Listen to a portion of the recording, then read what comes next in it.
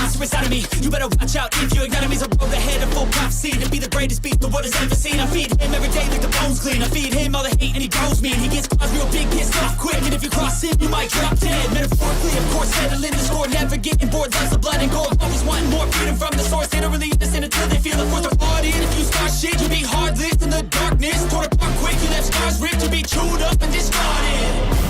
And this world ain't right, won't accept it. Negative energy, I expect it.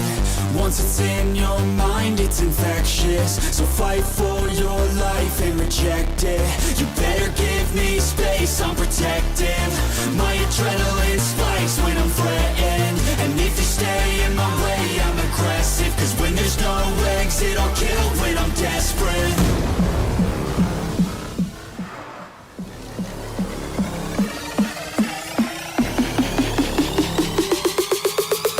There's no exit, I'll kill when I'm desperate. Oh, we're gonna let it play.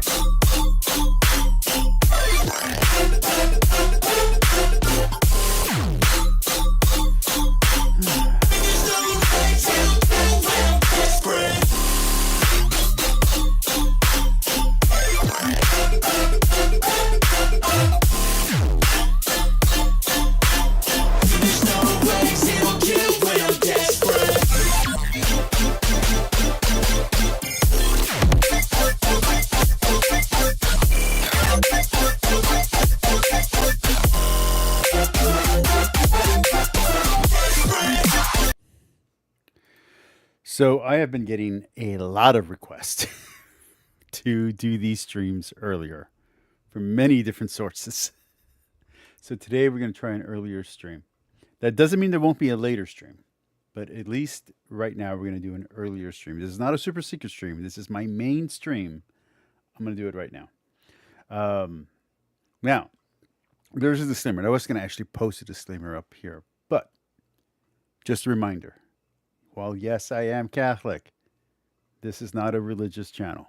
This is not a quote-unquote Catholic channel or Christian channel. This channel is dedicated to anti-apologetics.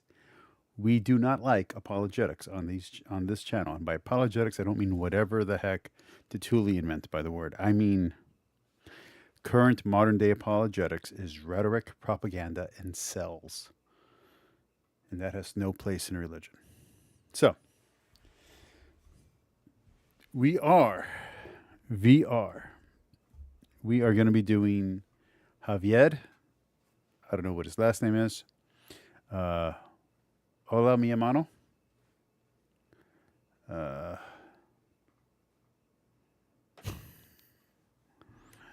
Pinche cabrón. All right. So we are going to go and we are going to be talking.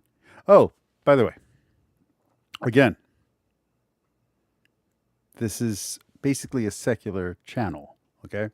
Yes, we do talk religion. I am pro-religion, but we talk a lot of other stuff too. And we mostly do everything from a literary or philosophical standpoint, sometimes from a historical standpoint, sometimes, very rarely, from a critical standpoint. So there is foul language on this channel.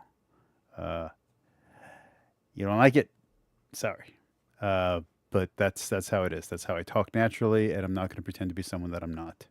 I hope you all can embrace me and like me for who I am, but I'm not changing who I am anytime soon.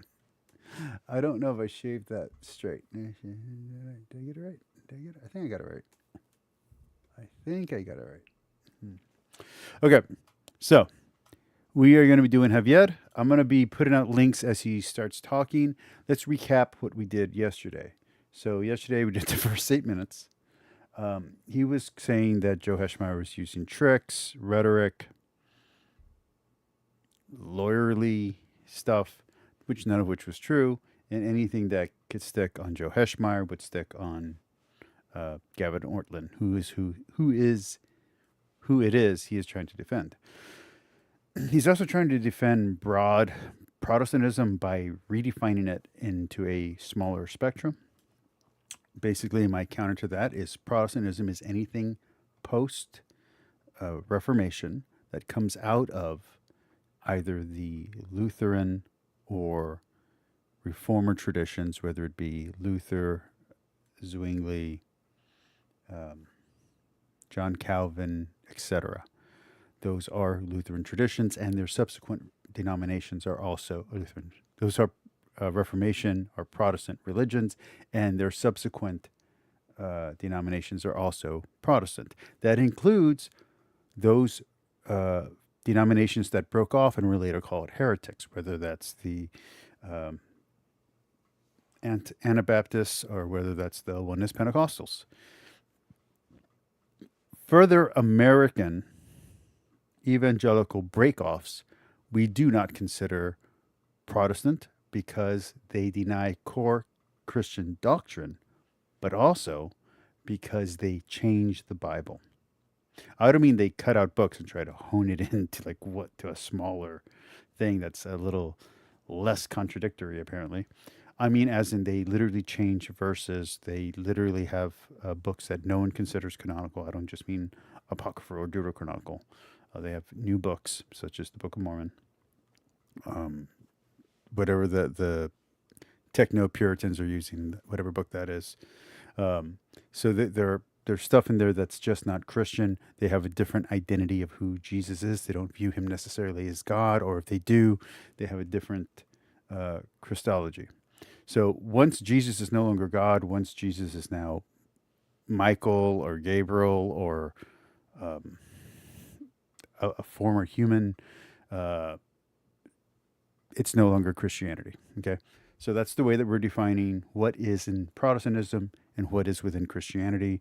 Christianity is any religion that views Jesus as God and part of the Trinity, and views God as a unity and a Trinity. Mystery paradox, we're not worried about. Okay, so as long as there's only one God, monotheistic, and that God is a Trinity, and Jesus is that God, whatever you might believe beyond that, you're still within the realm of Christianity. If you believe Jesus is God and Jesus died for your sins, you're a Christian. If you don't believe Jesus is God, you don't believe he died for your sins, you don't believe that him and the Father are one, you're no longer Christian. No matter what you call yourself, that's how we're defining Christian, and that's how we define Protestant. Protestantism is any denomination that springs forth from the Reformation, and subsequent to that from those denominations that made up the Reformation. Okay, so let's get to it. Let's have some fun. Here we go. Let's start the video. If his argument is pushed to its logical conclusion and it's turned back on him, it tears down Roman Catholicism and all the other ecclesialist churches. For someone, please. I can already feel the So yeah, everything that he said yesterday also sounds like he's very low church. Mind you, we only listened to 8 minutes, and 8 minutes of anyone's conversation is not enough to judge. But here we go. Person writing down this comment, aha, but Joe preempted this and talked about it in his response to Gavin. We'll get to that eventually, so don't you worry. We'll get to that. But let's start by defining our terms, right? So what is Protestantism? What is ecclesial? You're Hispanic and you're not Catholic, okay? So I want to know what happened. Who hurt you? Was it a priest? As we're going to use it for the sake of this video. So defining Protestantism, right? The Encyclopedia Britannica defines Protestantism as... Okay, so this is good, because yesterday I was saying he was given a lot of bluster and he wasn't defining his terms. So now he's defining his terms. Let's remember what my definition of Protestantism is. Any denomination that springs forth from the Reformation and its subsequent denominations is Protestantism. So that's the immediate and the next following denominations. But it has to be from the Reformation. It has to be branching off of the Catholic Church. So if it's not branching off of the Catholic Church, if it doesn't follow those core fundamental Catholic Orthodox traditional beliefs, even if it denies them later and they become heretics and all of that, it's not Protestant. It has to be part of a branch that broke off of the Catholic Church. It just has to be for it to be Protestant. And remember, we're not calling Hindus Protestant. We're not calling Muslims Protestant. This is specifically a break off from the Catholic Church from the 1500s? Yeah, in the 1500s. That has to be Protestantism. Okay? And that goes all the way up to modern day if you're breaking off with the Catholic Church and you believe in you're a Protestant. Now, do you need to believe in sola scriptura or at least the five solas to be a Protestant? No, because those were not all defined and codified in one unit until the 1920s, late 1800s, early 1900s. So no, you don't need to believe in the five solas to be a Protestant. Quote, a Christian religious movement that began in Northern Europe in the early 16th century as a reaction to medieval Roman Catholic doctrines and practices, end quote. So Protestantism as a term, in case any of us were not aware of this, right, it didn't originate as a self-identification, right? Exactly. That's more to the point. Catholics are the ones who are defining what Protestant is and isn't. Protestants are not defining themselves. Think about that. Christians and Catholics have the right to define ourselves. Each denomination has the right to define what its denomination is. Protestantism, as a term, is not self-defining. It's a term being used for those who are protesting against the Catholic Church. It was actually imposed upon dissenters from the papacy or from the doctrine of what we would say, right, and what the reformers would call the papacy. Really? You're going to go with the Roman Catholic thing and you're going to go with the papacy. It's just the Bishop of Rome, dude. It's just the bishop. It's just an apostolic bishop. Chill outie. Call the Romanists or the Papists, not, as just an insult or a pejorative, but in the same way. No, as a insult and a pejorative. That's just descriptive, right? Like you submit to the Bishop of Rome, you submit to the Pope. Things are centered around the Pope, the Bishop of Rome, in the same way that Roman Catholics, right, today would call people Presbyterians or Lutheran. No. Lutheran and Presbyterian are self-designated titles. They're titles of honor, if you will. They're honorifics from the people themselves. The people themselves have embraced them. Protestantism is a label. Hold on. I don't have my chat open. Give me 1 second, buddy. By the way, this is not from me. This is from YouTube. So don't think I'm the one saying that. I say be rowdy, have some fun, and make sure B.S. Lewis has a good time. Just don't go after each other. That's the only thing I don't allow. I don't allow you to go after Muslims or atheists in my chat. All of these terms were actually terms that the Romanists came up with during the Reformation, right? So when the evangelical Catholic... So he's using slurs, and yet he wants us to be respectful. He's being split-tongued, and he's speaking out of both sides of his mouth. That is a very big problem here. That's not me being funny or ironic. That is a very big problem. If he's doing my thing, fine. But he's not doing my thing. He's claiming to speak truth, and he's claiming to be an apologist for the Christian faith. I don't claim to be an apologist. Nowhere in any of my stuff do I ever claim to be an apologist. I am not an apologist. I am a pain in the ass. I am a gag fly. You don't want me at your party. Okay? Said, oh, here's what our doctrine is. Here's the Augsburg Confession. Here are these things. The Roman Catholics, the Papists. Quit saying papist. Quit saying Romanist. You prick. Said, no, you are not evangelical Catholics. You are Lutherans, followers of Luther, right? With the Reformed Catholic churches. He said, no, you're not Reformed. You are Calvinists. First off, there's no Calvinist denomination. They call themselves Presbyterian and Reformed Baptists. Lutheranism is a little bit different. I recommend listening to Jordan B. Cooper speak about the history of the Lutheran Church. There's also some other good Lutherans out there. Anglican, there's this really great guy out of, it's not Australia. I'm so sorry. It's New Zealand. I'm so sorry. He runs an Anglican channel and he explains the history of Anglicanism and he defends Anglicanism very well. So don't listen to this guy. He's not a high church Christian. He's not. What does he say? Ecclesial? I can't pronounce that word. He's not church. He's not a churched person. He's not high church. He's a low church person. So that's not an insult, by the way. Those are the distinctions. And they're not distinctions that I would use. We use different terminology in Catholicism, but the Protestant term is high church and low church. He's not high church. I don't think he's free church. I don't know yet. We're only 11 minutes in. Or you are Anglicans. And a lot of these terms are, again, these sort of like terms that were come up with by the opposition that are applied to people. And it's only as time goes on, and you just hear these over and over and over again in the discourse, that these various groups begin to accept the name and they... Juan, just to let you know, your message is not showing up in my chat. It is on my channel, but it is not showing up in my chat.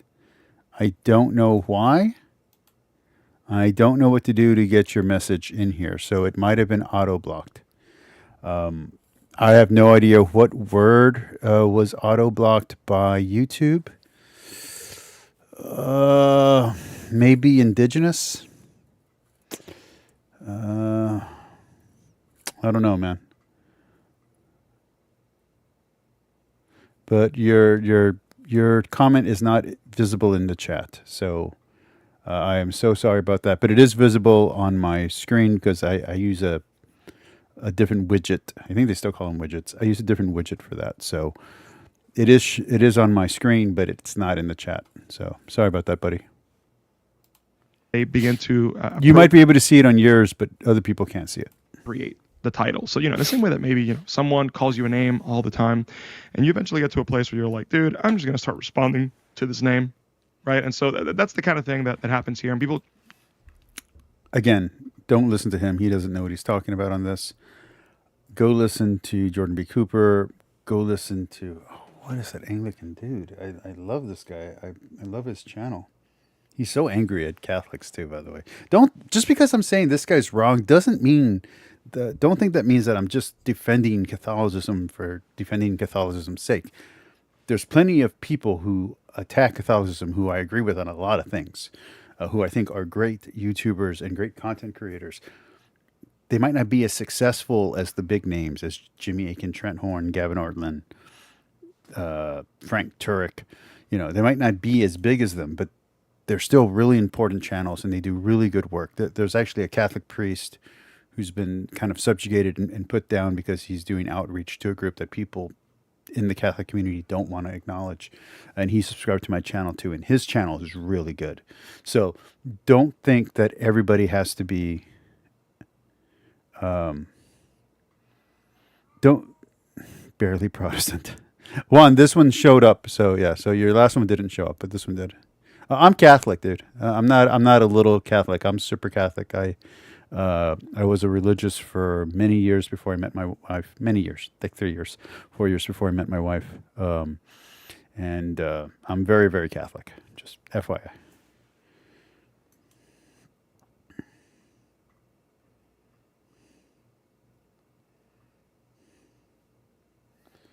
Okay, hold on. Let me see if I can find my guy. I want to give a shout out to his channel because this guy's super good. If I can find him. All right, let's keep listening to Javier. They decide to wear it as a badge of honor, right? But regardless, right, Protestant is an ad hoc, purposefully broad umbrella term. And it was actually meant from the It's not really ad hoc, but okay. very beginning, right, to group disparate groups together with one another for precisely the sort of rhetorical tactics that Joe Heschmeyer and many other Roman Catholic apologists employ today. What do I mean by that, right? I like, so Juan says that Sansona is a great Catholic academic. He's great at research. He's not really good at speaking. And for the way that he tells it, I'm not speaking out of turn here. He had some trouble becoming a monastic. He either was rejected or he turned it down during his discerning period. So I think he's great at study. I don't think his channel is the most interesting channel for most people. Again, he's way more subscribers than me. He's way more palatable than I am. But I don't think he can go mainstream just because of how long form and how long it takes him to get to a point. For example, if we think back to Johann Eck and the way that he would deal, for example, with the evangelical Catholics, or as he would call them, and others would call them the Lutherans, right? Part of the reason that the Augsburg Confession and the apology of the Augsburg Confession had to be written in the way that they were, and they had to be, the Augsburg Confession especially, kind of compiled under a time crunch at the last second before it was presented, is because the Johann Eck and these sorts of guys, the Roman Catholic opponents, showed up trying to say and argue that the Lutherans, they're basically trying to group the Lutherans in with all sorts of heretical people that were running around. And Johann Eck was especially one of these guys that just one of the big polemicists, like one of Luther's arch nemeses. And his whole project was just trying to throw everything he could at the wall to see what was.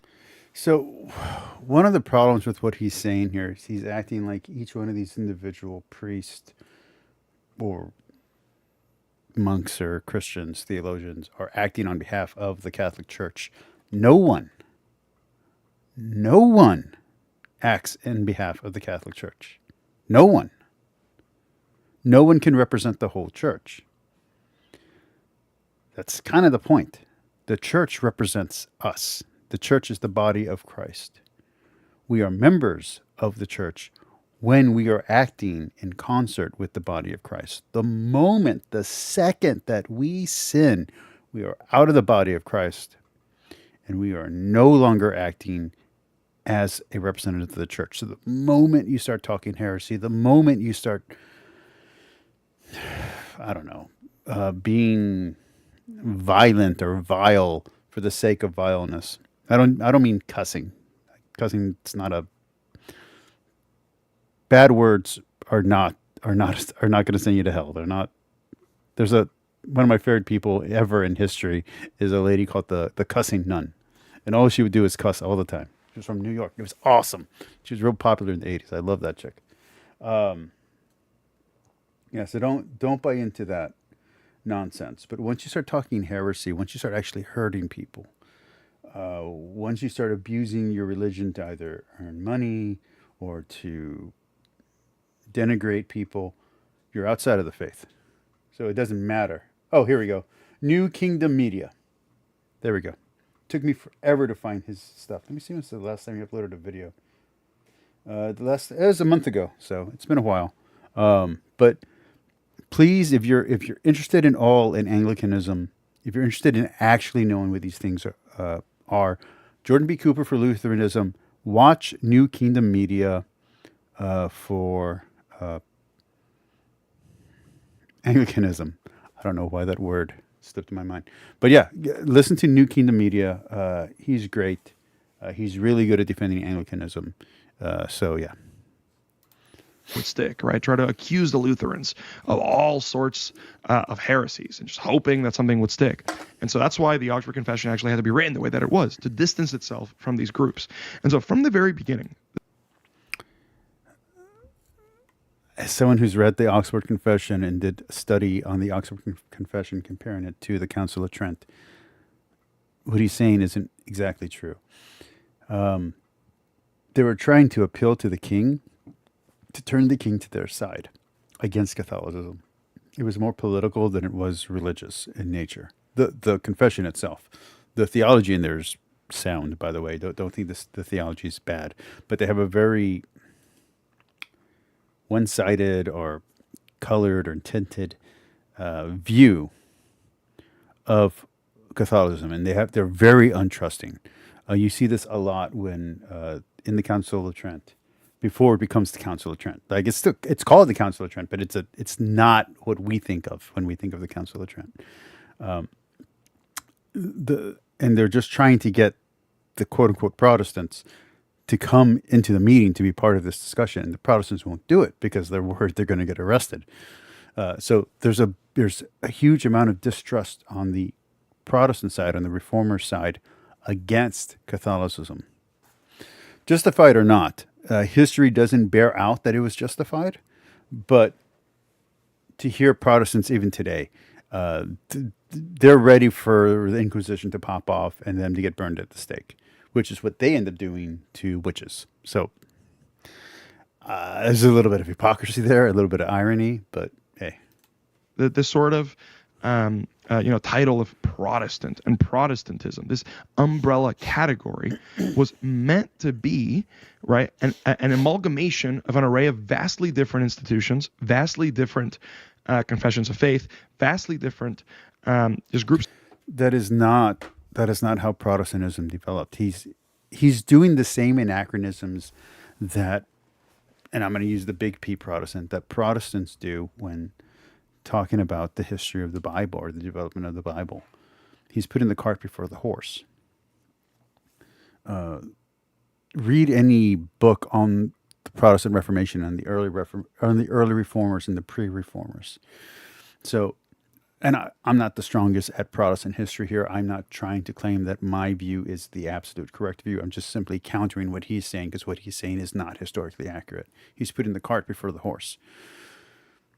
Most of these quote-unquote Protestants were trying to reform the Catholic Church. They were trying to put pressure on the Pope to change the way Catholic doctrine worked. Most of these had to do with local or regional problems. So Luther was fighting problems in Germany and that kind of stuff. And also Rome. He was really offended at what he saw in the actual city of Rome. John Calvin's fighting Geneva, France, and fighting, there's some other area that he's fighting. Each one of these guys, Zwingli, all of them, they're all concentrated. I don't know why I keep going to Zwingli. It's just the name that keeps coming to my head. They're dealing with situations in their area. If you look at the reformers in England, who are not pro-Anglican, who are actually against the monarchical church, they're still Protestant, but they're coming up against what will be called Anglicanism. So it's not as simple as what he's saying. These groups were originally united in their desire to reform the church, and then once they broke off, they then started arguing with each other, and that's how their creeds and everything changed. And then every time they tried to reunify, you would have these conflicts, and you would have these developments of Christian doctrine and dogma. It's kind of funny. The Catholic Church continues to develop, and what ends up happening, I would not consider Erasmus a proto-Protestant personally. I have not read the debate between him and whoever the other, I want to say it's actually with Luther. I haven't read his debate yet, though, so I have to get to that. Right now, I'm in 470 AD. That's where I'm currently at in my reading list of church fathers, so I got a long way to go before I get to 1500s for Erasmus. Just FYI, I'm right now in Jerome. But you have these at one point a united group who then, once they get their freedom, they then start fighting with each other. He's acting as if they were fighting with each other before they got their freedom. They were united against a single enemy. That single enemy was the Pope. And they didn't view the Pope as an enemy. They were trying to get the Pope to change certain things, certain traditions, certain customs that the Pope cannot change. So the Counter-Reformation in the Catholic Church, which is the second half of the Council of Trent. So the first half of the Council of Trent, which is the part that freaks all the Protestants out, is actually not the Council of Trent as we know it. It's actually the bishops are trying to be parents. They're trying to be the adult in the room, and they're talking down to their children. What they see is their wayward children, which are the reformers. And they're trying to get them to fall in line. So they're using really harsh, really tough language, the anathemas and all of that. None of that is actually the Trent that we know. The Trent that we know comes back after there's a battle and the Council of Trent gets shut down. It looks like it's not going to be official. It's not going to be canonized. It's not going to be dogma. It's not going to be infallible. It's a failed experiment. A new pope comes in. The battle ceases. They pull the bishops, force the bishops to come back and finish the meeting. And then it becomes the Counter-Reformation Council of Trent. And that's where all the interesting stuff happens, because it's response. So the first half is like pre-Augsburg Confession, sort of. The timing's not exactly right, but you got to remember that there's no internet back then. So like it takes time for letters and stuff to get around. Post Augsburg Confession, post this battle that happens near or at the city where they're having the Council of Trent, near Trent. When the bishops come back and a new pope forces them to finish the council, that's where they start doing the actual theology and doing the hard work of figuring out what's good and what's not good. And they start saying, hey, you know what? Priests cannot give their inheritance to their sons. Priests and nuns cannot live together as pseudo brother and sister, which is really husband and wife. Like we got to stop all of that. We can't have this office. There's like a special office for like the coffee and he was just basically like the coin collector. He was the office of Judas, but like official. And they're like, yeah, it didn't work when Judas did it. It doesn't work now. It looks really bad. We're getting away with. We're going to ban this office. So there's a lot of really important stuff happens post the recognition of the Augsburg Confession. By recognition, I don't mean like they canonized it. I mean as in like they accepted that it was a complaint against them. And then they took a completely different tone. They were no longer being super authoritative. They were being apologetic, and they were saying, hey, you know, like, maybe we messed up. Maybe we're being a little bit too harsh. Maybe we're sounding like jerks. Here's what we're going to do to fix the problems. But by then it was too late, and the split had happened, and there was no going back. Of people, right, that are not institutionally united. And the reason that this happens, that all the way back in the day and to this very day today, right, when you create a wide enough umbrella category, that is an amalgamation, like we were talking about, of all these different institutions, it is expressly in your best interest to compare that umbrella category with your own individual institution. Why would that be? Right? Well, let's think about this, right? So if you're comparing an umbrella category that you just made up, filled with all sorts of people, and you're comparing them to your institution, what's going to happen in that analysis, right? You can look at your institution, because institutions, by virtue of being institutions, have ideological and hierarchical unity, right? You can appeal to that. Well, look, we have hierarchy. We have a confession of faith that is the same. We all believe, supposedly, right, the same things. Umbrella categories don't have this, especially not umbrella categories that are put together to purposefully not have that, right? And if you can rule the language and the terms of the discussion, that can make you look a lot more cohesive in comparison to your opposition. There's only one problem with this. It is founded upon a fundamentally flawed category error, and thus makes for faulty comparisons. And so I'm going to provide a couple of examples of what I mean here. So I want you to picture, okay, a Mormon apologist. And this Mormon apologist is mocking what he perceives to be false Christianity, because he thinks that he has the fullness of the church, that the Church of Latter-day Saints is the one true church, right?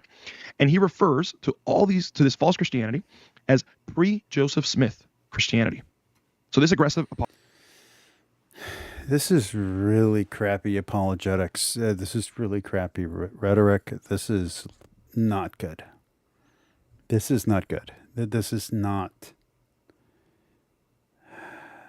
acceptable. What he's saying right now, it would not. It doesn't pass the smell test. It doesn't pass anything. A intro to Phil class, an intro to logic class, an intro to rhetoric class would demolish this. This is not good reasoning. This is not a good argument.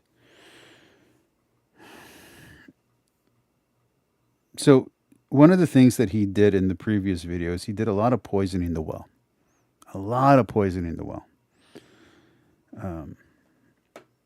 Talking about how, lawyers use tricks and how, he's not being a bad guy. I'm not saying he's a bad guy, but, once you hear the but, everything you said before is BS, right?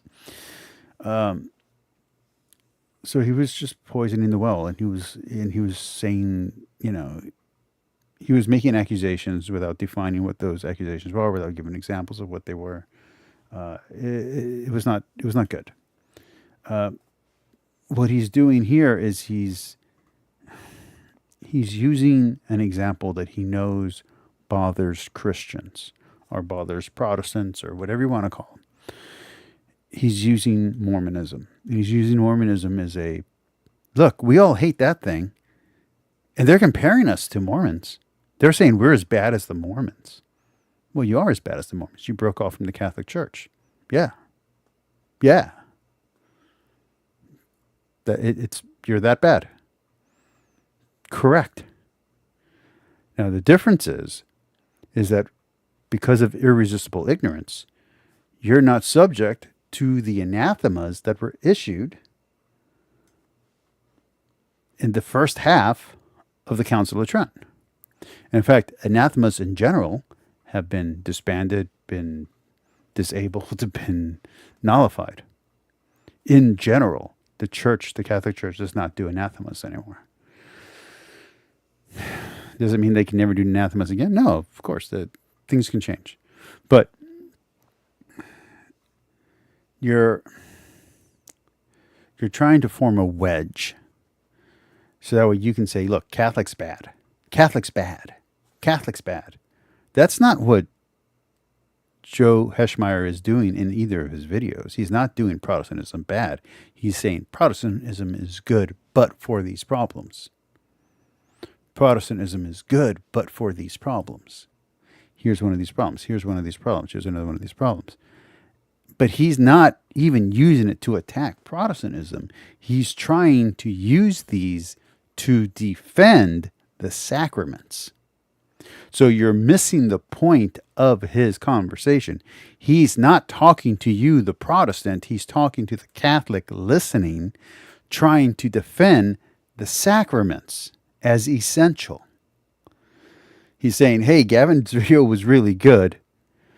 We need to help our Catholic friends understand why we defend the sacraments, why they're 7, why they're legit, why the arguments against the sacraments don't work, why these are essential to the Catholic faith, meaning the Christian faith here in the way that he's using the term Catholic.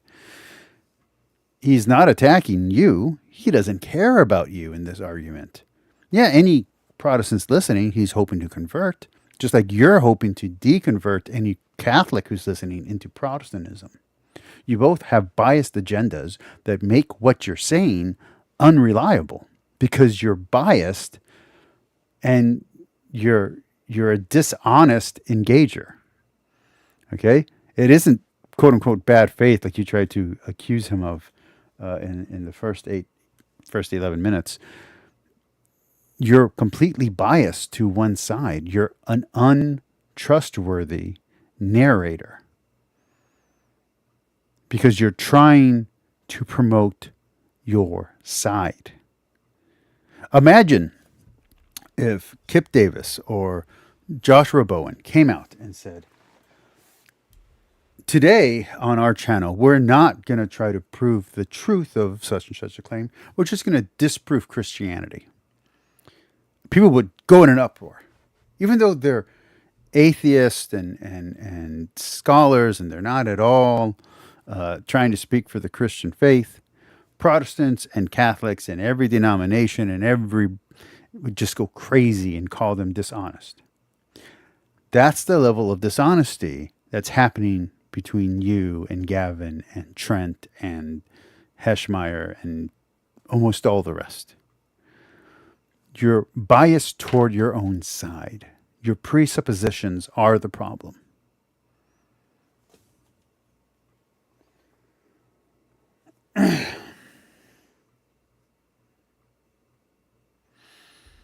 Juan, if you watched yesterday's video, which you might not like the language that I use in it, but if you watch the language and if you watch the previous video, I address all of that in the previous video. If you want a really good understanding, I would recommend watching Useful Charts, very long series on Christianity. It is really good and it really dives deep. And he pairs it up with Ready to Harvest, and Ready Harvest does a deep dive on each denomination in concert or simpatico with what they're doing on Useful Charts. It's a really good pairing of a series, and you'll learn a lot about different denominations. I also recommend watching Matt Whitman. Matt Whitman unfortunately did not get the message of his journey, but he does a really good job documenting different denominations' beliefs, although he gets a little too tied up in symbolism and structuralism and architecture, and he kind of, as the series that he did goes on, I don't think he's doing it anymore, but as that series went on, he stopped talking theology and started talking architecture, which was kind of disappointing. Apologist stakes his apologetic on arguing that the fraudulent status of all of these false forms of Christianity predating Joseph Smith, right, what he's termed pre-Joseph Smith Christianity, that's his category, that the fraudulent status of this is demonstrated by the fact that they have all these disagreements amongst each other.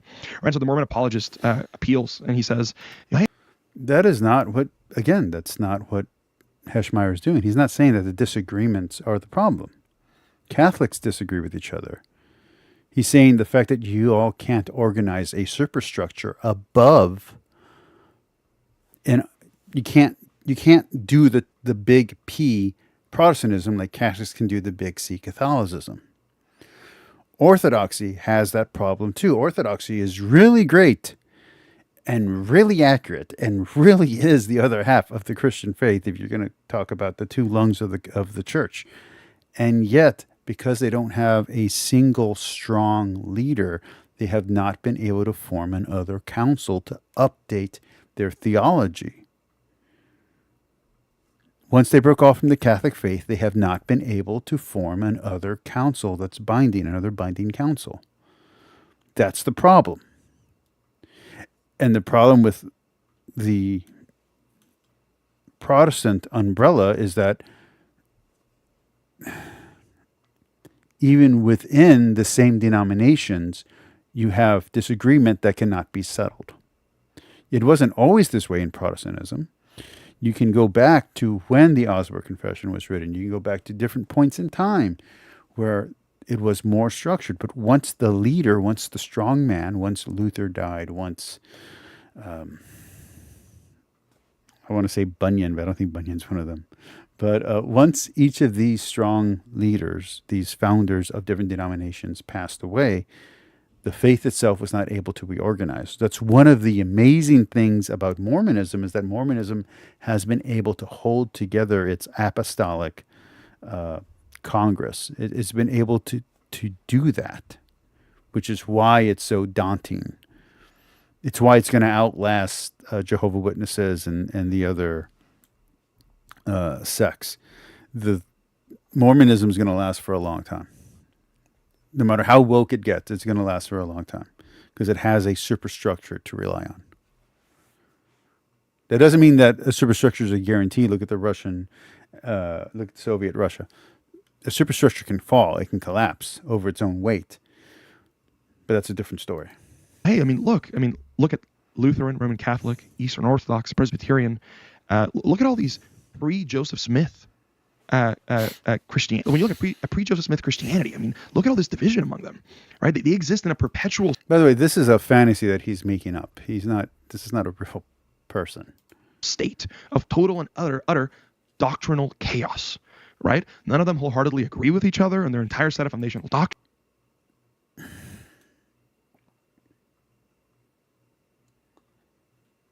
This hypothetical is not a good argument. And even more, right? Institutionally, right? Like all these Protestants, like they don't agree with the papacy, all these different things. They don't even have the same institutions. Pre-Joseph Smith Christianity. Almost all the ideas in the Reformation and in Protestantism come out of different Catholic ideas. That's kind of the whole point of Jimmy Akin's current apologetic toward Protestants. Most of the Protestant ideas, if not all, at least a strong majority of the Protestant ideas, have its origin in a Catholic thinker, a specific saint, a specific theologian that was Catholic at the time of their theorizing. The old heresies just keep coming back. They never disappear. Is a mess. It isn't governed by a single set of agreed upon governing bodies. It doesn't have a single confession. They can't even agree on the essentials. In fact, most of them condemn each other. Compare that with the Church of Latter-day Saints and its magic. And again, this is not a good argument. This is not a good hypothetical. Even Mormonism has its divisions. There are the LDS. There are the Mormons who consider themselves Mormons, who still have polygamy. There's the Mormons who consider themselves modern LDS, who don't like to talk about the racism in their past or the polygamy in their past, and they'll get offended if you do. It's not. Even in Judaism, there are different types of Judaism. So this is not a good argument. This is not a good example. This is bluster. Magisterium, complete with 12 apostles and a God-inspired prophet standing at the helm. We have doctrinal unity. We have institutions. We have, we're some I'm going to skip ahead because this is wealthy, boring me to well-sourced. death. Okay, there we go. So, with those umbrella categories in mind, once again, I Oh want to my invite goodness, I skipped ahead by a lot, and he's still doing it. Gee whiz, buddy. you to ask the question, are the ecclesialist churches doctrinally united on the essentials? I actually found it quite interesting that Joe wanted to start with this, issue of holidays and such, even though, he was citing a Unitarian, aka not a Protestant. Again, I would say Unitarian, Pentecostals, Unitarians. I would say they are Protestant. Do they find themselves as Protestant? Or do they consider themselves part of the Reformation? Does their belief system go back to the Reformation? Even if it's a heresy that you all discounted? Because if it does go back to the point of the Reformation, then yeah, it's part of the Reformation. Even if it's a part that you reject. But, right, I find it very, very, very, very interesting that he would cite that as a question of the essentials that Protestants can't figure out. Because as we can see here in this old calendarist website that I'm on right now, from, I believe, is this the True Orthodox? I'm not sure, actually. All I know is that this is a classic defense, as we can see here, of the old calendar, proving it is a part of the tradition of the church. So the old calendar has never been rejected. The Catholic Church acknowledges the old calendar in the Eastern Rite. Again, you are confusing Roman Catholic. Roman, which is a rite, which is not even Roman. It's not even called Roman. It's not even called the Roman Rite anymore. It's called the Latin Rite.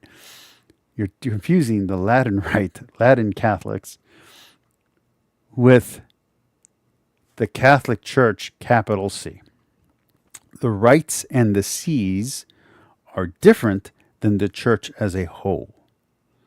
So the old calendar is still available for those who want to use it. And even in the Orthodox faith, the old calendar is still prominent. But there are some in the Orthodox faith who do use the new calendar.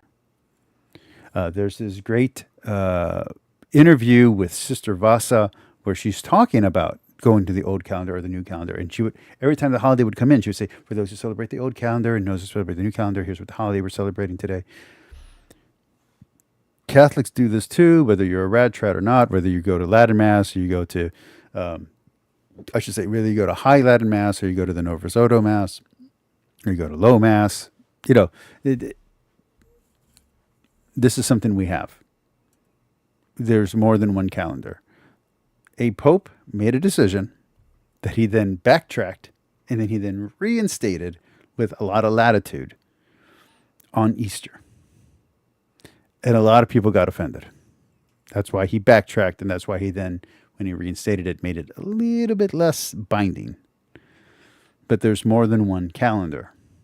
One uses lunar, one uses the Julian calendar. Or Gregorian calendar, Julian calendar. I always forget which one. But that's the difference. The calendar, the way we told time, changed. And so the Pope and different religious leaders wanted to update their holidays to match the new common calendar. But a lot of the common people who were still following the old calendar wanted to keep it the old way. This happens in Judaism with Reformed and Orthodox and ultra-traditionalist. This happens in not just Catholicism and not just Christianity, but it also happens in Hinduism with when you celebrate certain holidays. It happens in Islam. So this is not unique to a Christian perspective. This is not unique to an Abrahamic faith. When we change calendars, we change holidays. My wife is Chinese from China.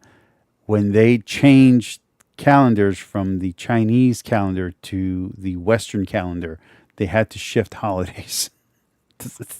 It's something they still have problems with, because when they're trying to do birth dates, the way people did their birth date before the sort of universalization of the Western calendar, before the acceptance, is different from how they do it now. So people born in the current periods have birthdays. People born before don't have birthdays in the sense that we think of birthdays. It's not a specific day. It's more like celebrating a year, and it gets way more complicated. I'm talking about this only because me and my wife have gone round and round on this conversation of trying to explain to her the importance of a birthday. And she's like, my son cares, but I don't care. This is that kind of thing. As the article says. This is translated from the French by Holy Transfiguration Monastery in Boston, originally written by Father Basile Sakis. There is, if I'm not mistaken, there is a controversy with Holy Transfiguration Monastery. I do buy a few of their books, but there's some controversy having to do with the founder of that monastery, if I'm remembering correctly. And we're going to skip all the way down here to... I just want to acknowledge that, because back in the day when I wouldn't acknowledge those kind of things, I'd always see someone who's Orthodox or someone who's Muslim coming up and saying, hey, what about this thing? So I'm acknowledging it now. Let's see. But I buy their prayer books, and I buy their study material on Orthodox tradition. Chapter 2. I don't have their Helicron yet, but I really want to get their Helicron, because the Helicron is really important. And you know, as we talk about essentials, right, and trying to figure out what's an essential to faith, what puts one inside or outside the boundaries of the true church. Let's see what one of Joe's, fellow ecclesialists has to say on this issue of calendars. And so he says, let's see, chapter 2, the festal calendar is a tradition of the church. Go ahead here and zoom in a little bit, so maybe we can see it a little bit better. All right. It says, introduction. If previous to 1924, the church had not taken... He is trying to create division where there is no division. There are some traditionalists, might be the wrong word, but I don't have a better one. There are some traditionalists within Orthodoxy and within Catholicism who do not accept the new calendar. They're not excommunicated, regardless of whatever language they use in their blogs. In the actual church, they're not excommunicated, they're not banished. No one's getting in trouble for using the old calendar. No one is getting in trouble or excommunicated for using the old calendar. If you want to say, yeah, at some point someone did, fine. But in current modern day, no one's getting excommunicated for choosing to celebrate old calendar Christian holidays.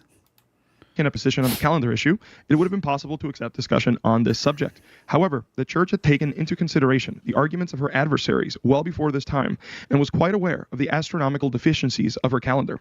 Yet even so, she steadfastly refused to change. The church did not simply express an opinion or leave the question as a theologomenon, but rather she took a definite position, not only forbidding the use of the papal calendar, but even anathematizing it by pan-Orthodox councils. Therefore, how can we, without any valid reason and without violating tradition, notice, capital T tradition, return to this question, which has already been examined by the church, and upon which she has already pronounced her verdict. She pronounced her verdict. Let's see what her verdict is. The condemnation of the papal new calendar. The very man who changed the calendar, the Archbishop of Athens, Chrysostom Papadopoulos, admitted that the Gregorian calendar had been condemned thrice, saying, quote, Jeremy II, together with Sylvester of Alexandria in 1583, and then with Sophronius of Jerusalem in 1587, made a declaration against the Gregorian calendar, and later convoked the Great Council of 1593, in which Meletius Pagus, the Patriarch of Alexandria, also participated. End quote. A critical study of the condemnation of the calendar.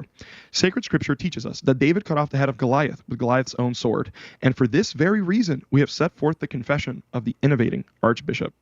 Number 1, the first condemnation of the new calendar in 1583. In the work Ecclesiastical. So there's a lot going on here. There's a lot of context that he's leaving out.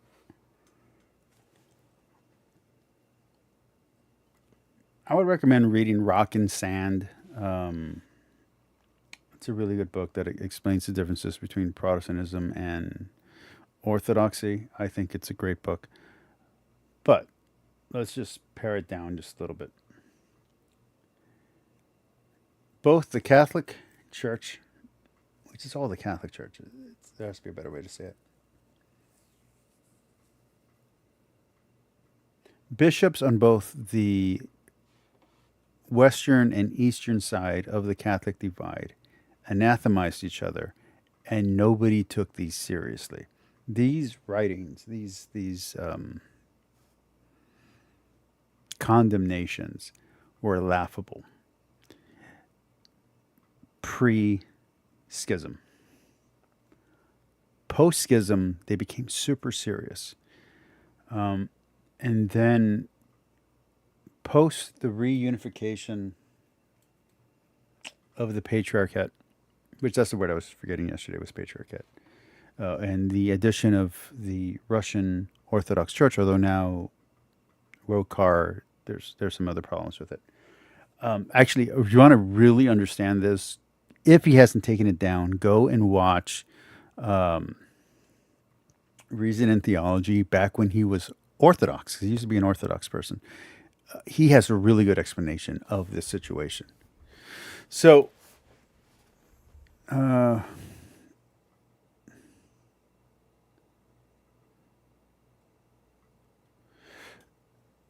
Jem, that is not a good understanding of Orthodoxy. Orthodoxy hates Protestantism way more than Catholicism does.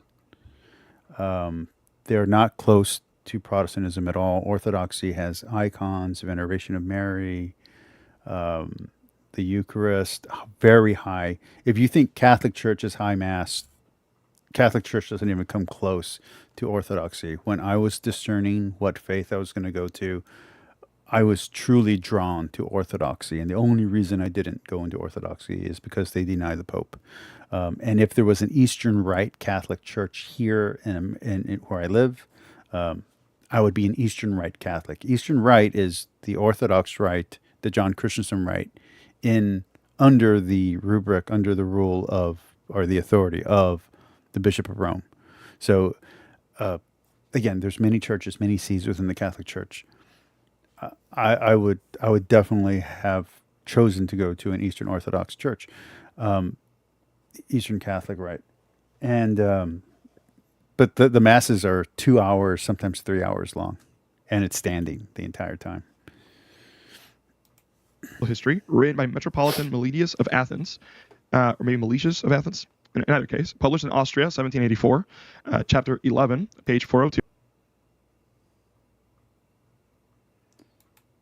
We read, Council of Jerusalem convoked because of the new calendar. During the reign of the same patriarch Jeremy, a council of metropolitans was convoked in Constantinople in 1583, with Sylvester, Patriarch of Alexandria, also being... And again, he's reading all of this without context. All of this has context, and all of this was taken very unseriously at the time. So you had this really funny thing happening where the bishops and the priests would excommunicate each other, but the parishioners would mix. So the parishioner would one day go to a Catholic church and the next day go to an Orthodox church, and they didn't know the difference, and no one was kicking them out.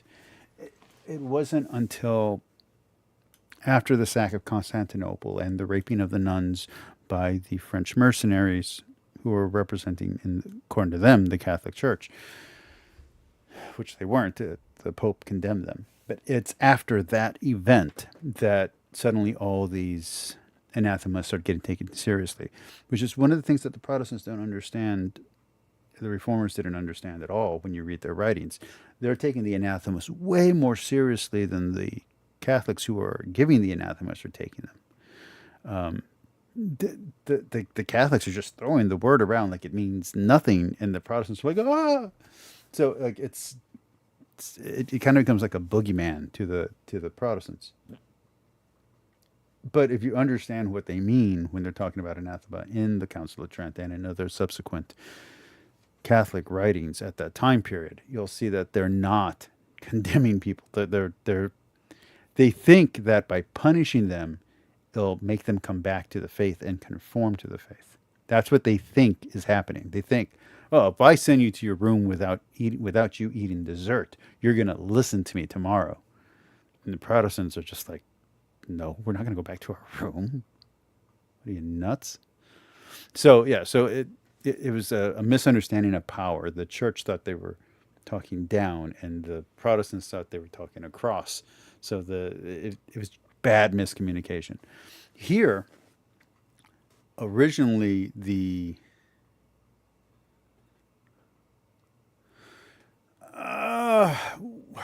you're talking, Juan, are you talking about the Orthodox, the Greek Orthodox, and the Roman? Now you guys have me saying Roman Catholic. You're talking about the Greek Orthodox and the Western Catholic Church. The history is very fuzzy on that. I've read 5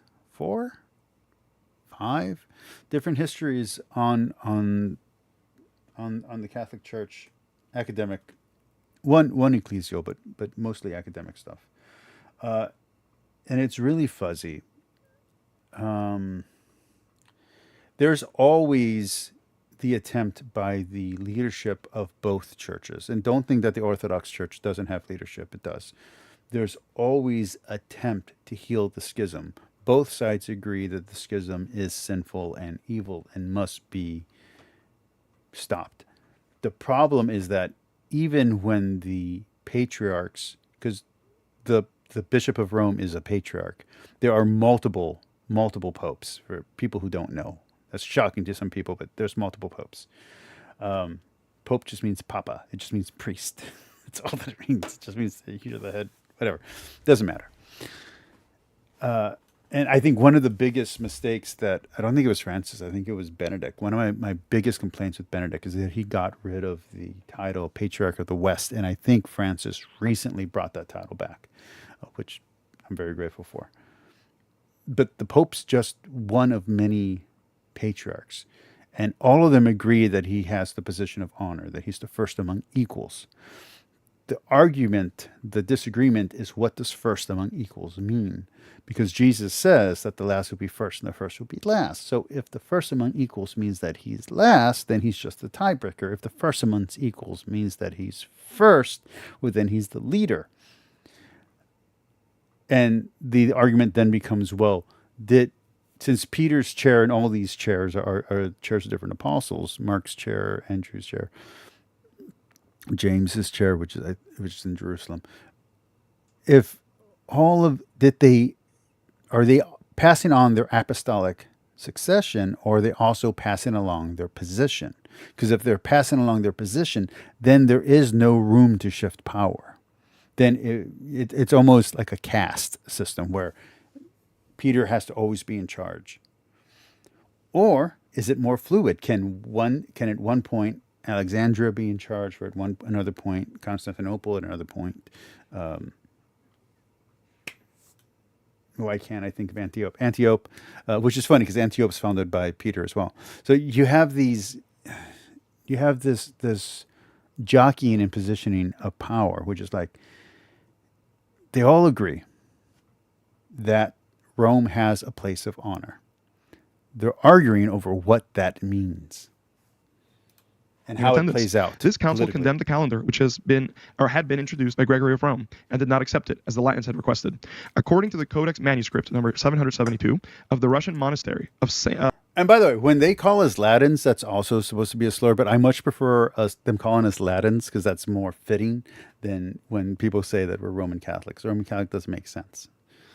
Like, do you mean, are we practicing Catholicism in Rome, or are we part of the Roman diocese? No, we're not. Like, it doesn't make, I don't speak Latin. I don't speak Italian. Like, what?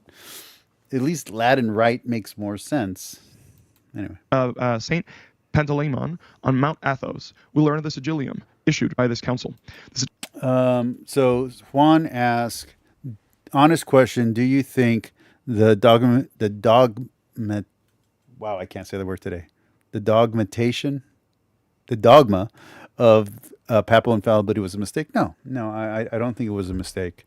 I think the development is natural. The authority was there from the beginning, whether you're talking about what's presented in the Bible, what's there historically. The papacy, if you want to call it that, even though I don't like that term, but the office of Bishop of Rome is legit. The moment you have a recognized church, the moment you have a priest, but the priest of each church used to be the bishop. The bishop, before the church got huge, when it was more like a family thing, the bishop is the person in charge. That's the dude in charge. You could have, women deaconesses and all this other stuff that people complain about and whine about now. That doesn't change the fact that the bishop, when the bishop gets there, is the guy in charge. So since the priests are serving the bishop and each bishop has authority over his diocese or area or region that he kind of oversees as the overseer, he would be in charge of the deaconesses and the deacons and the priest and anyone else who's religious under his sheephood, under his shepherdhood. Shepherdhood, yeah. Under his shepherdhood. So that's how that would work historically. So no, the office is there. The development is very clear. I think that the way people responded to it is unfortunate, to them declaring all this stuff. But it was already present. It's present in some of the church father writings. You can see it in the early council writings. So, no, it's part of the faith. It just becomes a question of what does that mean? Because all of the councils are in a way infallible. All the councils are guided by the Holy Spirit. So you have to ask yourself, are you willing to submit to the authority of the Pope? And if you're not willing to submit to the authority of your ultimate bishop, then you're not submitting to the rules that Jesus Christ laid out. The sigillium of the patriarchal encyclical to the Orthodox Christians in every land commands them under the penalty of punishment and anathema not to accept the new... And that's what he's trying to... This is an irony, actually. Your question actually is a really good one, because this is an irony of what Javier is doing, which is Javier is appealing to infallible ecclesial bishop authority, papal authority here. He's saying that the bishop, when he issued this anathema against the Catholic Church or against, any of his followers for following the new calendar, that it was morally binding. That's the implication of what he's saying here. And so, well, how can there be two contradictory, morally binding things? Well, the bishop is only in charge of his people that are under him. He's not in charge of other bishops, and he's not in charge of a bishop that's above him. He's only in charge of those under him. So it's binding for those who are under this bishop. And then when other bishops disagree, in mass, they can excommunicate the bishop that they don't like. And that happens a lot. That happens a lot in the early church. That happens a lot in a lot of these councils. So you have people like Arius and other, what do we call, arch heretics, who the people under them who were excommunicated with them technically did nothing wrong. They were just following their bishop. But if the bishop was going the wrong direction, so were they, because they're under the authority of the bishop. Is anathema a trigger word for Protestants? I really do think so. I think they're scared of anathema, which is funny because they're rejecting papal authority while at the same time scared of papal authority. It doesn't make sense. Pescalion, or the new calendar, but to remain with that which was well defined once and for all by the 318 holy and God-bearing fathers of the First Ecumenical Council. In the year of the God-man, 1583, 12th indiction. And this also, what he's talking about, the reason why, again, most churched people don't take this too seriously is because this happens with everything. Every time that a new edition of the Bible was written, when Jerome wrote his Vulgate that countered the previous Vulgate, which wasn't called the Vulgate. His version wasn't called the Vulgate at the time. The Old Latin was called the Vulgate. When he updated it to the modern language, people got super upset. When newer versions of the Bible were written or updated or anything like that, people would get upset every single time. This is the same thing. So the calendar got changed. Everybody gets upset and everybody freaks out and everybody starts condemning each other. Look at what happens now whenever a new synod, these aren't even councils. These aren't even binding councils.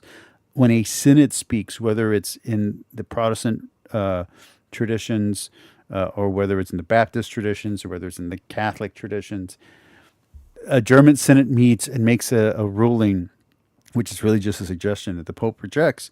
People panic and they get all over, the church, Calm down. Oh, the SBC ruled that, there can be women pastors. Calm down. Chill.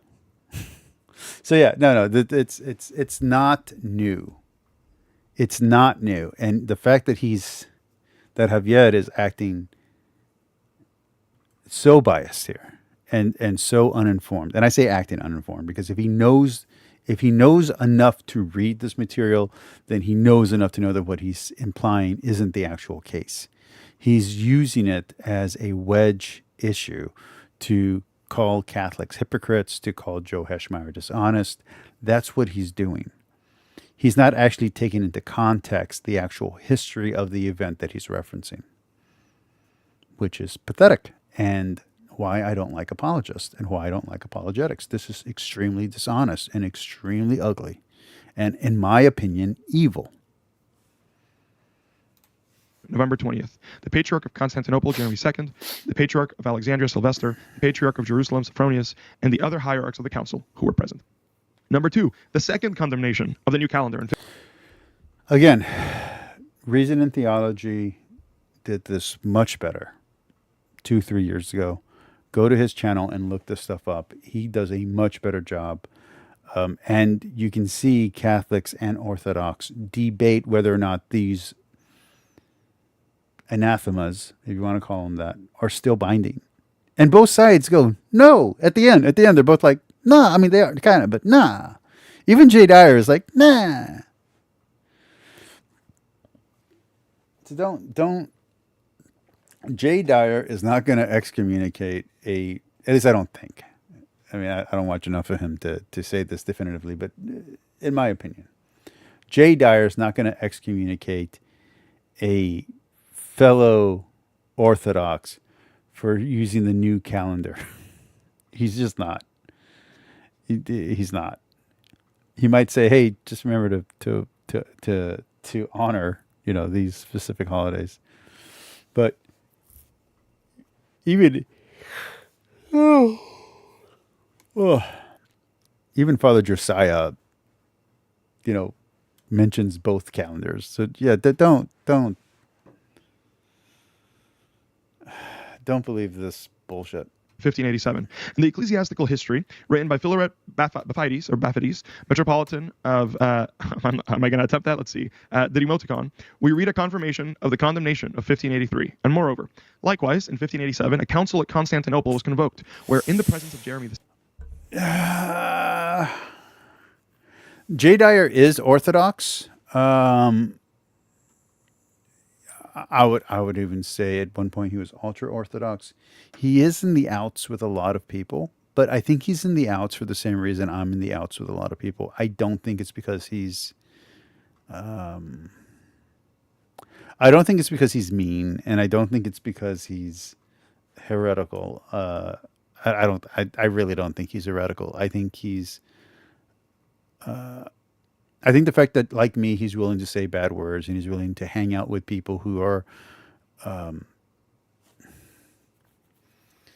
let's just say, not liked in the broader Christian community, and he's willing to be friends with them, like Shamoon and some other people like that.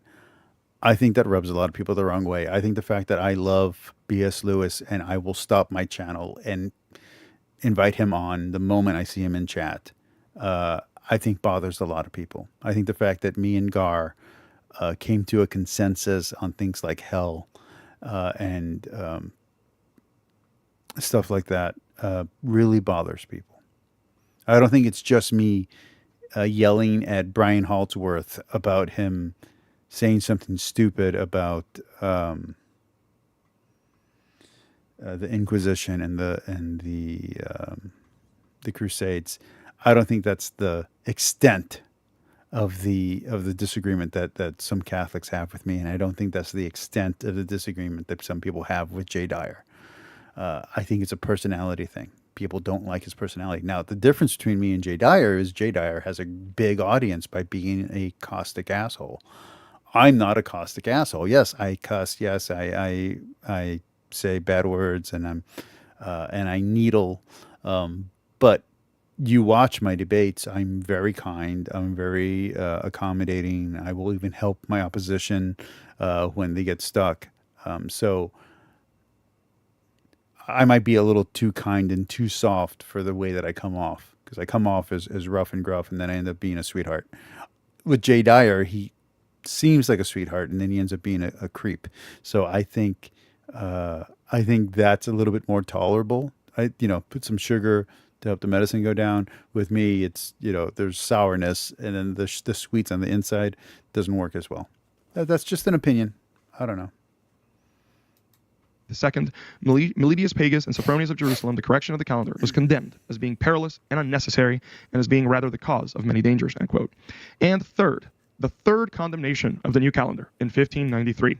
This council took place in February 1593 in the Holy Church of the Mother of God of Consolation. In its 8th canon, it prescribes the following concerning the change of the calendar. Concerning the rejection of the new calendar, that is, the innovation of the Latins regarding the celebration of Pascha, we wish that which has been decreed by the Fathers concerning holy and salutary Pascha remain unshaken. For those of us that may not be aware, Pascha, probably should have said this earlier, is just Easter, right? So that's what it's referring to, Easter. So we're literally talking about. This is, and I said this earlier, I think I said this earlier. This is just the question about Easter. Because there's a calendar change, and a pope ruled on Easter, and then he backtracks, and then he reinstates it, but he's less aggressive about the people having to follow it, and so then he eventually allows the old calendar to be used in the Eastern Rite. That's all. But Javier is making it sound like it's way worse than what it is, and that just wasn't the case. Holidays. Let all those who have dared to transgress the definition. We're going to go about 15 more minutes. We're going to go to the 1 hour and 30 minute mark, and then we'll do my outro and do the music. I don't know how long that's going to be beyond the 130 minute mark, but this part's a little bit boring. I just saw the audience dip out, so we're going to go only to the hour 30 mark on this, and then we'll pick up this video again tomorrow. Regarding the holy feast of the salutary Pascha be excommunicated and rejected from the Church of Christ. The Patriarch of Constantinople, Jeremy II, the Patriarch of Antioch, Joachim, and the Patriarch of Jerusalem was convoked by patron of the Most Holy Patriarch, Jeremy II, and issued an encyclical, which, among other things, states the following. He that does not follow the customs of the Church, which were decreed by the 7 holy ecumenical councils, which have ordained well that we observe the holy Pascha and the Menologion, and wishes to follow the new Pascalia and Menologia of the Pope's astronomers, and opposing himself to all these things, wishes to overturn and destroy them, let him be anathema and outside of the Church of Christ in the Again, Protestants have a fear of the word anathema. assembly of the faithful. And so, it seems like... And again, the Orthodox and the Catholics anathemize the hell out of each other, if you'll excuse the pun. No one took them seriously. No one took any of these anathemas seriously. They retroactively took them seriously later in history. And now there's debate on whether or not they were serious or not. But at the time, people didn't take them seriously. The holiday thing may not have been an isolated issue just for the Protestant umbrella. It seems like our ecclesialist umbrella and our friends under that umbrella seem to have the same issue, except it seems like here they definitely have an anathema attached to this, to the point where, this is actually like the old calendarists, right, the true Orthodox and such, who then schismed away from the Eastern Orthodox Church, right, and condemns the other ecclesialist church bodies. And so that does not sound very united to me. However. And again, the argument is not, this is not disagreement. The argument is that there is unity under Christ, and therefore there is unity under the Pope, who's the vicar of Christ. That's the argument. So you're missing the argument, and you're missing the point altogether. And you're bringing up something, dredging up something that means nothing in modern time. I'm sure you can find, if you go to the Holy Mountain, which is a place where no females are allowed, not even female animals are allowed, I'm sure you can find Orthodox, English-speaking Orthodox on top of that. In fact, I'm thinking about Father Nathaniel as I'm saying this, who take this very seriously, but the majority of Orthodox, and believe me, one of my best friends is Orthodox, and his mother loves me, and I love his family. They don't take this seriously. So you're kind of trying to make a mountain out of a molehill to make a point that's irrelevant. I mean, how bad really is it, right? I mean, anathema, right? What does that mean? So again, we don't take anathemas as seriously as Protestants do. Catholics believe that when you excommunicate someone or you anathemize someone, which is roughly the same thing, that you're doing it for their own good, that they will, after being rejected, change their ways and come back to the Catholic Church and get to go to heaven. And whether or not the Catholic Church recognizes their change of heart, when their change of heart comes, since God can do all things, or since all things are possible through God, they will get to go to heaven. It's just a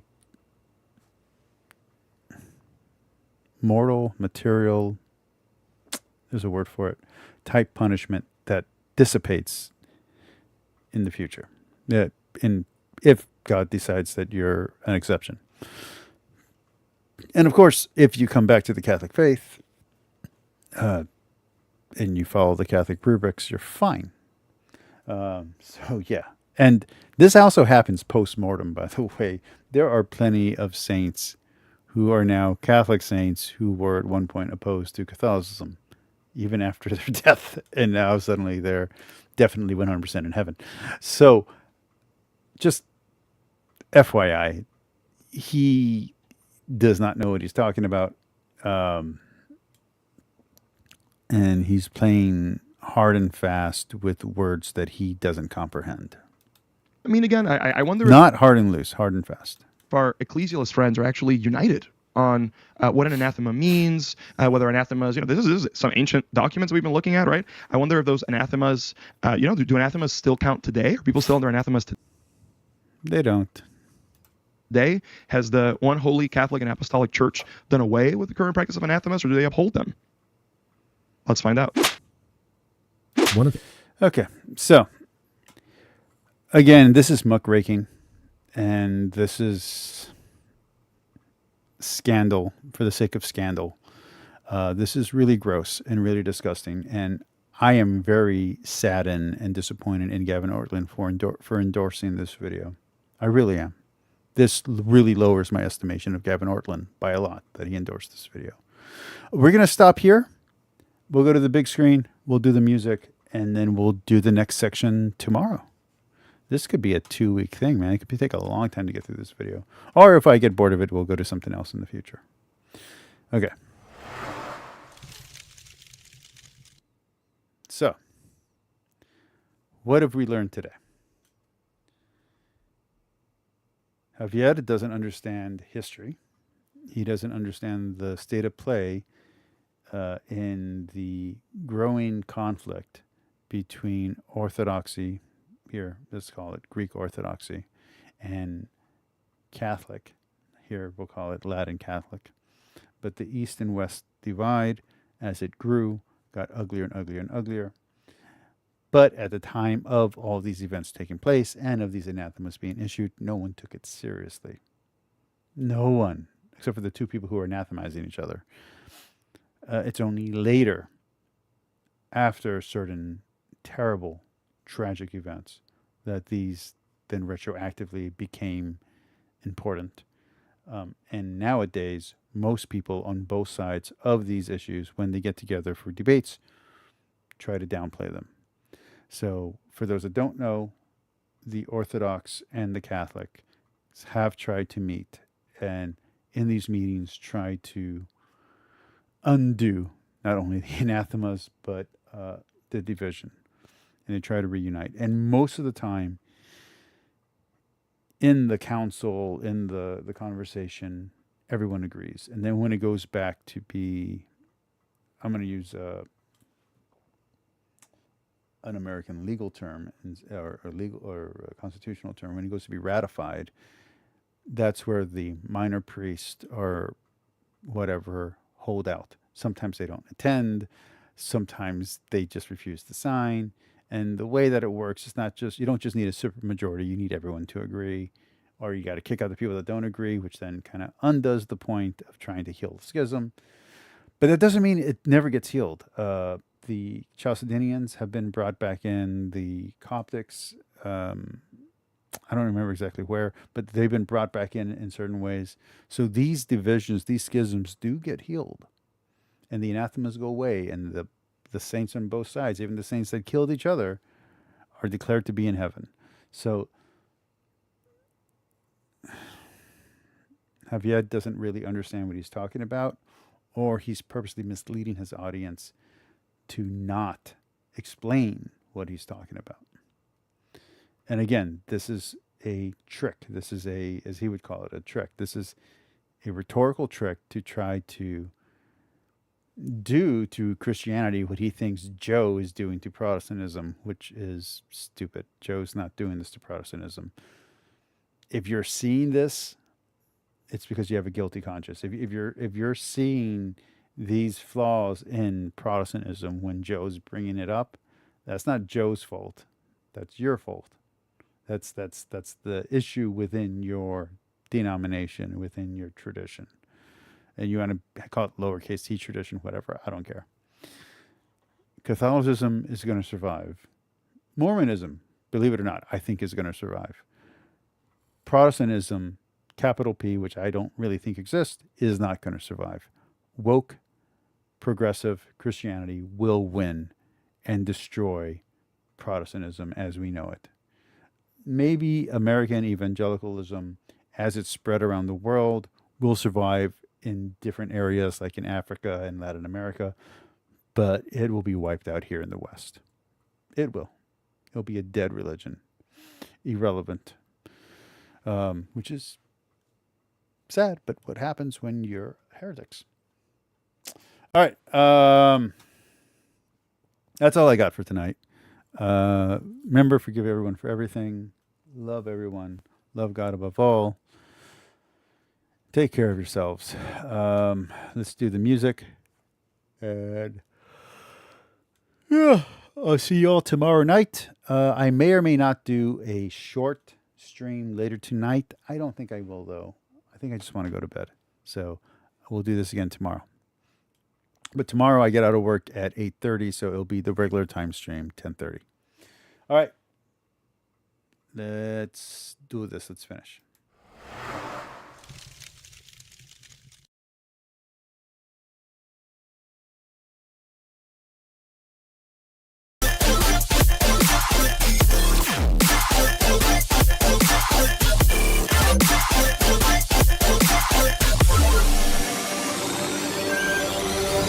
And this world ain't right, won't accept it. Negative energy, I expect it. Once it's in your mind, it's infectious. So fight for your life and reject it. You better give me space, I'm protected.